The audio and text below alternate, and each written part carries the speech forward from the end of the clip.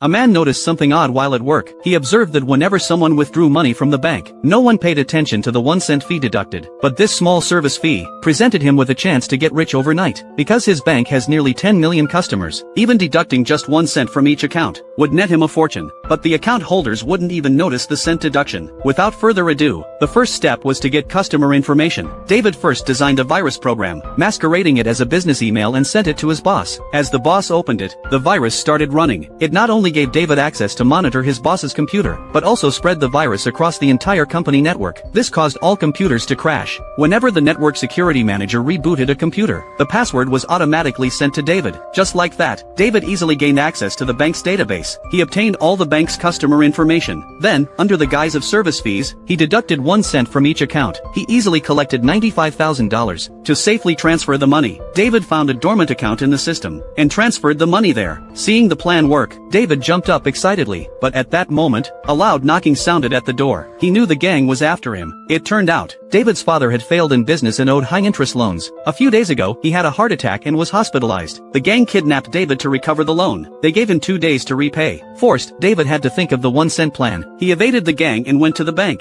He presented a forged ID, successfully withdrew the money. He not only paid off the loan, but also covered his father's surgery costs. He saved his father from death's edge. However, just when he thought everything was back to normal, a news report plunged him into panic. It turned out that just last night, his boss had an accident. To assist the police investigation, the bank's security sealed the entire building. David panicked. The virus email was still on his boss's computer, so if the police found it, his actions would be exposed completely. He had to erase all traces before the police arrived, but his computer was at home. Only by going to the bank's 4th-floor server room could he delete the evidence. To enter the server room, he needed fingerprint access from the network security department. While he was frantically searching, he happened to meet a colleague from the security department in the restroom. He saw the colleague casually place his bag on the sink, with his phone stuck in the bag. David knew his chance had come. Sure enough, when he peeled off the screen protector, a clear fingerprint was visible. He immediately disguised himself as a janitor, using the colleague's fingerprint to activate the special elevator, and went to the security department. He first deleted the surveillance footage of entering, then forced a system upgrade, temporarily shutting down the monitoring system. Next, he had 15 minutes to complete his task. David randomly selected an unlucky employee who could access the server room, printed their access card, and entered the server room. He began erasing the evidence bit by bit. Meanwhile, the security manager received a notification. Someone used the access card to enter the server room, but this person was an employee he always worked with. He realized something was wrong. He went to check the server room, but saw a shocking scene.